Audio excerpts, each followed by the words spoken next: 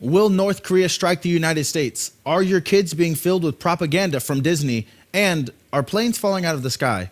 All of this and more on Revelation in the News.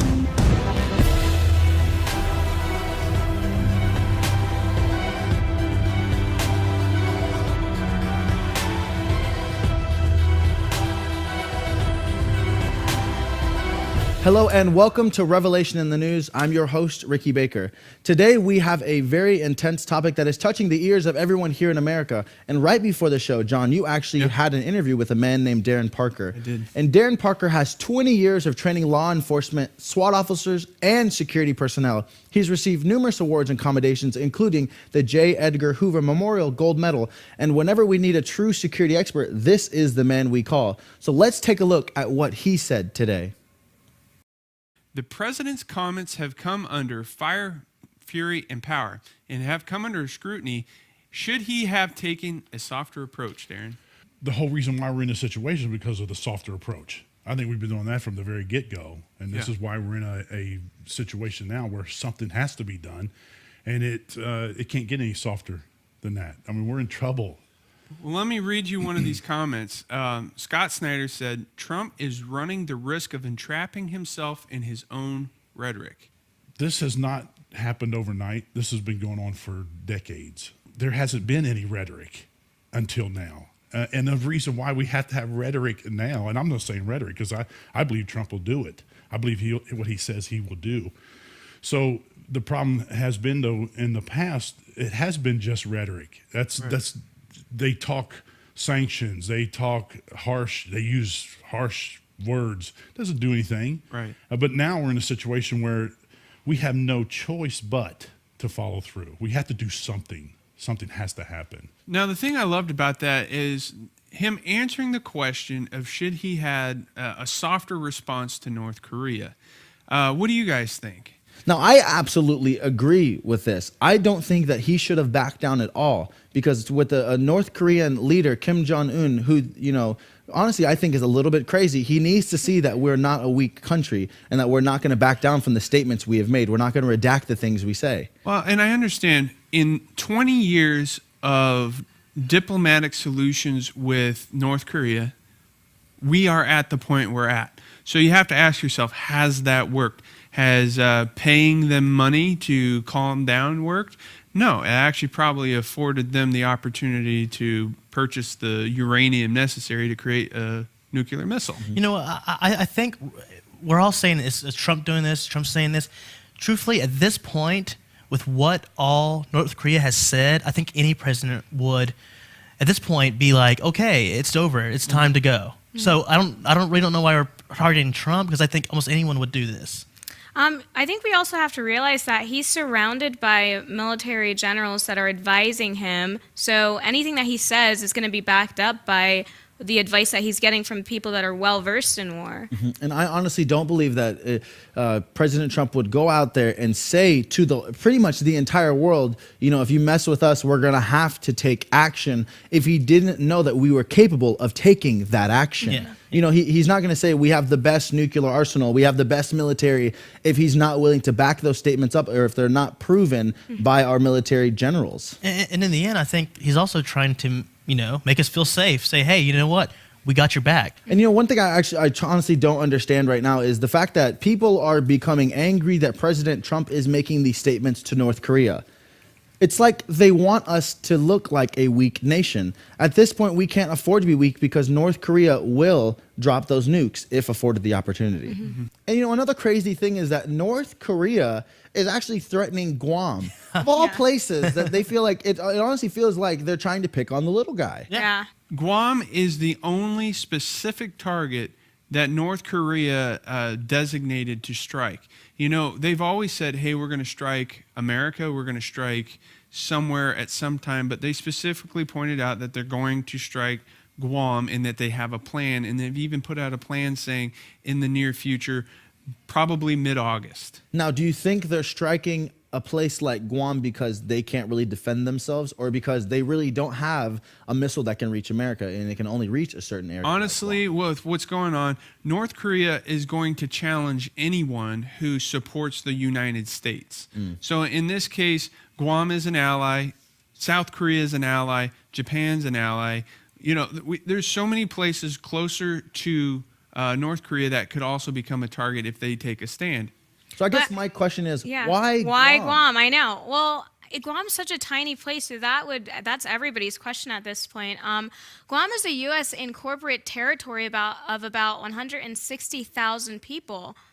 The citizens of Guam are U.S. citizens. Guam has a large military base equipped with B-1 and B-2 bombers and thousands of military personnel. So I guess we can kind of see why they're actually, attacking them. They have a huge military base. There's a lot of U.S. military personnel, and they could even use it as kind of like target practice. Now, John, you asked Darren a question, and the question was, why hasn't diplomacy worked? Let's check out his response. Almost ever since I've been alive, diplomacy has not worked. Now, why is that? You have to have enforcement behind it. We have no enforcement. Look, back in the, after World War II, the Japanese controlled Korea. And after World War II, it split. Russia was on the north and we were on the south. And then once Japan left, then North Korea attempted to, or they did, they invaded South Korea, and that's brought on the Korean War. And then, it absolutely separated that country into the two, North and the South. Ever since then, there has been some form or fashion of some kind of sanctions, warnings, something. Yeah. And it's happened throughout from that period to now. Just in the recent decade or two, it's ramped up. But sanctions and words and all those things, it doesn't work unless you have enforcement behind it. It's amazing to me how we will, we're going to do sanctions, we're going to up sanctions, we're going to increase sanctions. That really does nothing to the dictator of that country. It affects the people in that country. He has total control of all the people in that country. So in this case, let me ask you, Kim Jong-un does not care about his people. Absolutely not. He controls their movements inside of that country. Man. Do you think that Kim will follow through on his threats? Well, you'd have to think he would. I mean, he snubbed his nose at everything that's come down the pipe. I mean, he doesn't care. It doesn't matter to him. There has been times when they have given in or have the appearance of giving in to sanctions. Sanctions do nothing but twist the arm. And we try to force them to go, okay, I'll play right. Right. Again, it's not affecting him, it's affecting his people. When they do sanctions and they don't allow coal exports or whatever their resources are that they get money from, it doesn't affect the top echelon of that country. It affects all the people. You think he's going to starve to death? No. His people will starve because he didn't care. So it doesn't matter. So sanctions not going to do anything. And it's just an attempt to twist the arm to make it painful enough for them to adhere. Now, there's been times that he has said, okay, we'll stop doing this if you help us and give us. And we have done that. Right. We have done it. They stopped. Okay, we'll stop doing this. Okay, great. Here's $50 billion. Right. It's crazy. We'll stop if you pay us to stop. Yeah, and we do that. Right. Wow, that's crazy. Now, we do have a president that has written a book, and it's called The Art of the Deal. And I honestly think if there is any other way except, the bombings that have to happen, that he will negotiate it. But North Korea, are they willing to negotiate with us? No, they've clearly said in the Wall Street Journal, North Korea, under no circumstances, will negotiate over nuclear weapons. So here's the thing.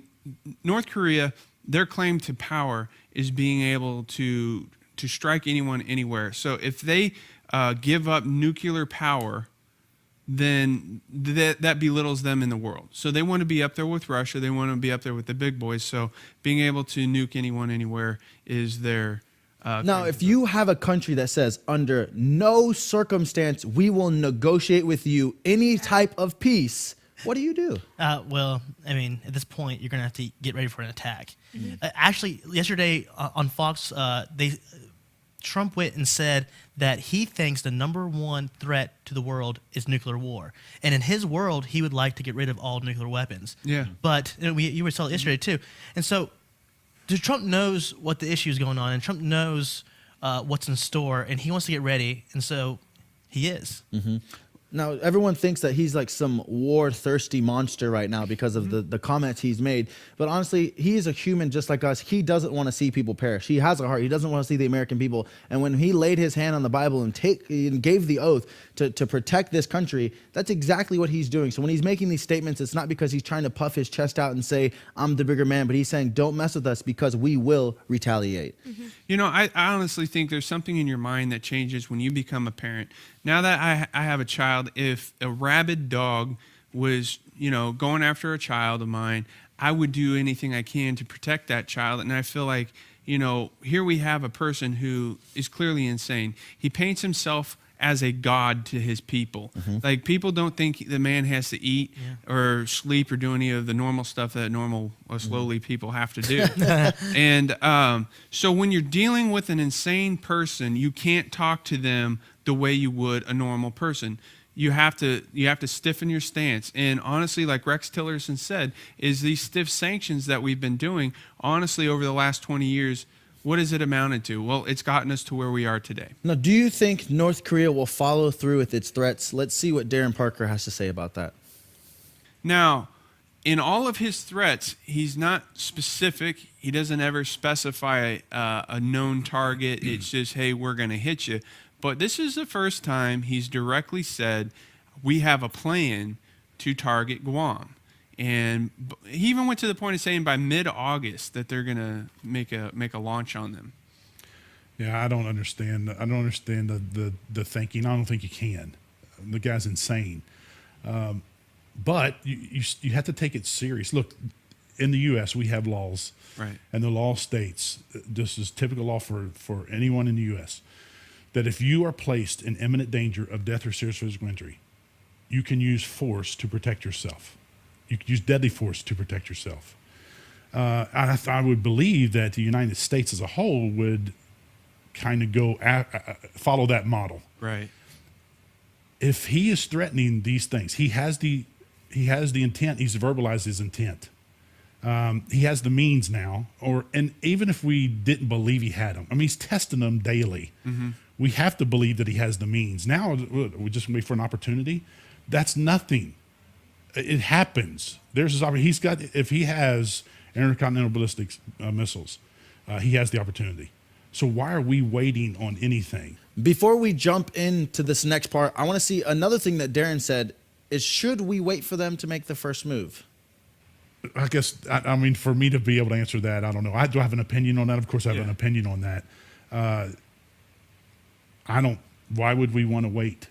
Because then we're ensuring that we have casualties. Well, throughout the years, I mean, I've heard don't strike unless you've been struck first. So in this situation, what options do we have? What is the good option here, or what's the best option? There's no best option. I mean, they're all bad. Yeah. It's just what is going to cause the least amount of casualties. That's it. And waiting around hasn't worked. That's why we're here, because we waited so long. Right. Well, let's just wait. Let's just see. No, we're going to wait and see until it actually happens. We've got to take this man at his word. I'm calling him man. You got to take this clown at his word. He is threatening this thing. You got to believe it. Has he done anything that he should be doing? No.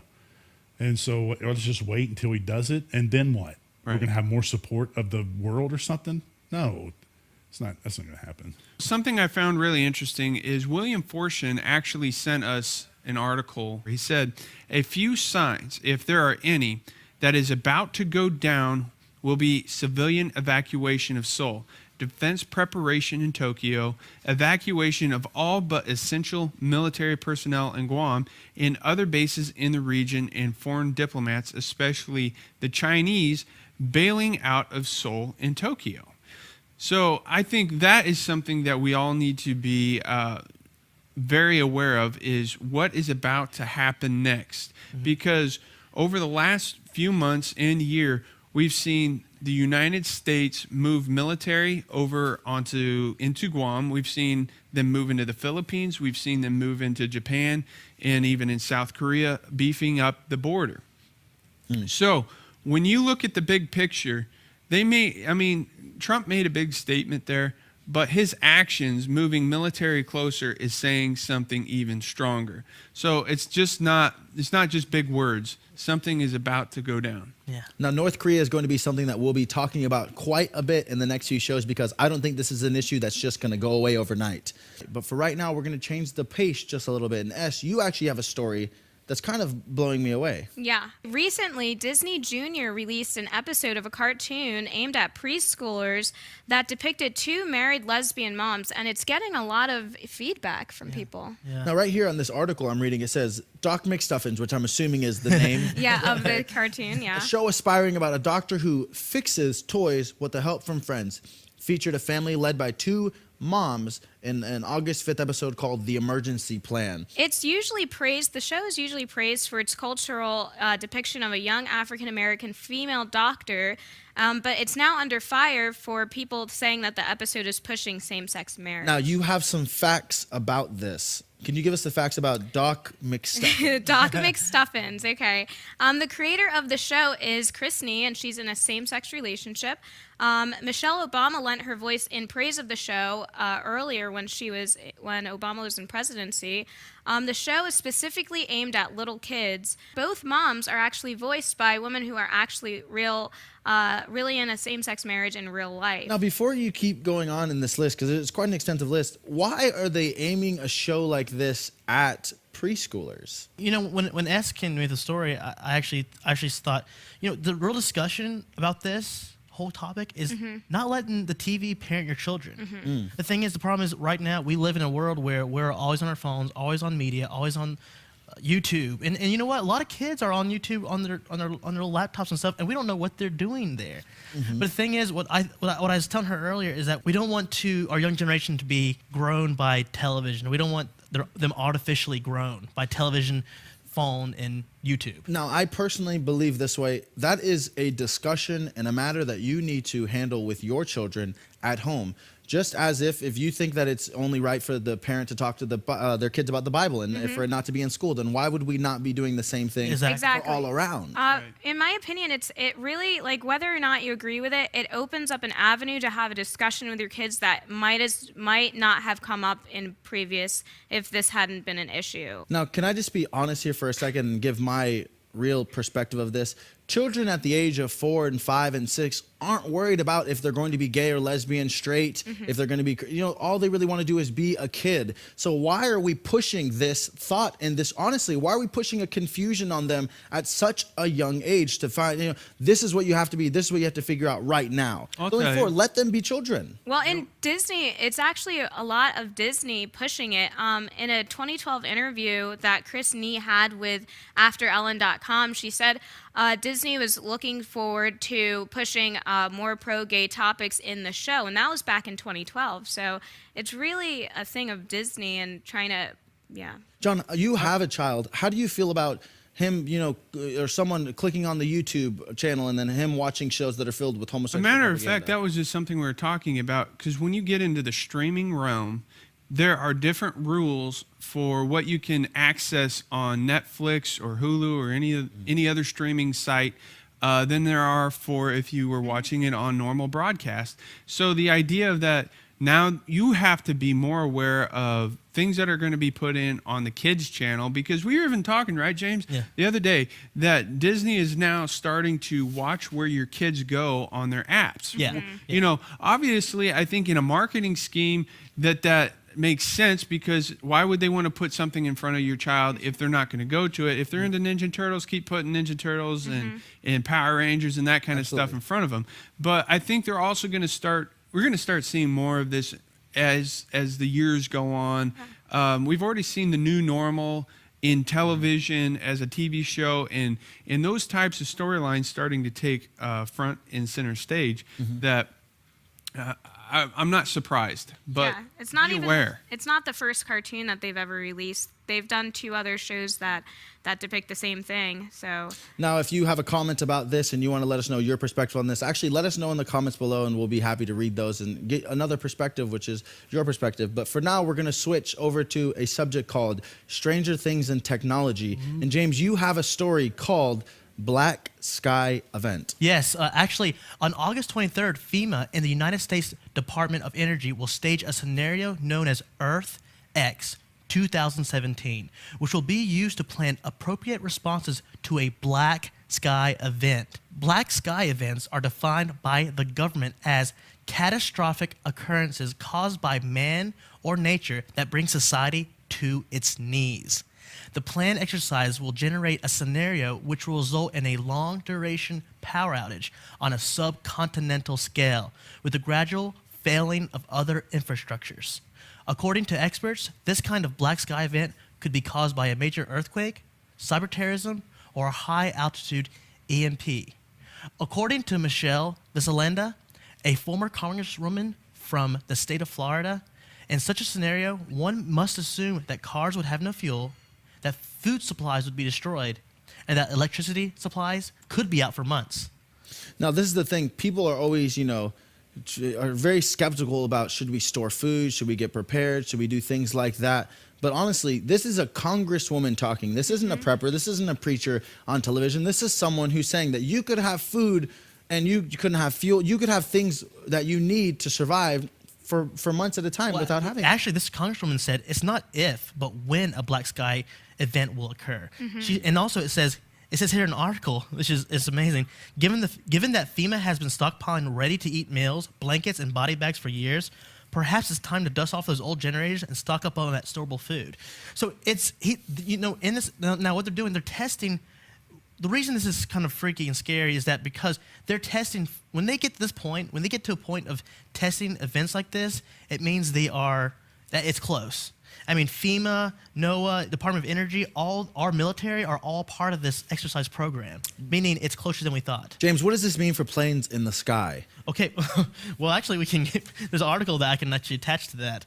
Well, first of all, the planes in the sky would fall out. If an EMP happened, if a high altitude EMP happened, the planes in the sky would fall out, and there'd be mass destruction.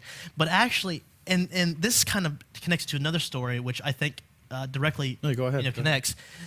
Flyers may get a big discount off their flight tickets in the near future, but there's a catch.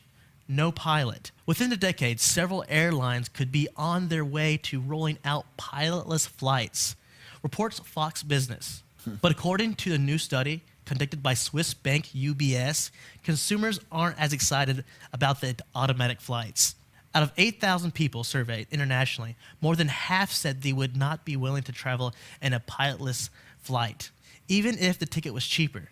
In the entire group, only 17% say they would fly an unmanned flight. So my question to you is, would you fly in an unmanned flight, John? I would. I would definitely would. Would you? Yes, I would. would I would love not.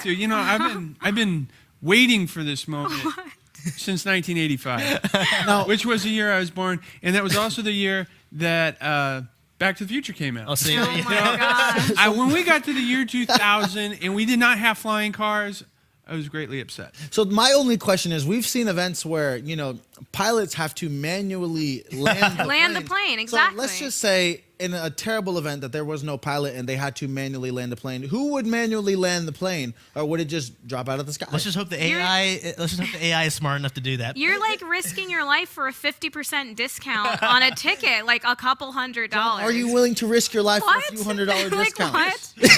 What? I want to be living Back to the Future. That's how you know you have my children. gosh. And you're reminiscing of But 1985. here's the thing is, our story previously before that was a black sky event, which that's the only part that's scary is that, maybe having the backup pilot would be nice. But I'm a traveler also. I love traveling. So the idea of a discounted ticket sounds very enticing, my though, gosh. still. Well, there could be some truth to Hitchhiker's Guide to the Galaxy, where your computer onboard AI robot is going to tell you, your statistics of survival, and maybe he had a backup plan, knowing that day may come. Who knows? Hope these computers are smart, though. You know what? We don't know that day will come, and we don't know the day that the Lord will come back either, and that's a day we are all waiting for. This is the end of the revelation in the news, but before we go, we just want to let you know, if you haven't taken the step of asking Jesus Christ to be your personal Lord and Savior, today is the perfect day for you to do that. Get in a good Bible-believing church who talks about what's relevant in the news, who talks about issues like North Korea happening, because these are things that the church needs to be involved in. If your pastor isn't talking about these types of things, just kindly ask him, what are your perspectives on the things happening right now? Because the church needs to remain involved. And until next time, I'm Ricky, and this is Revelation in the News.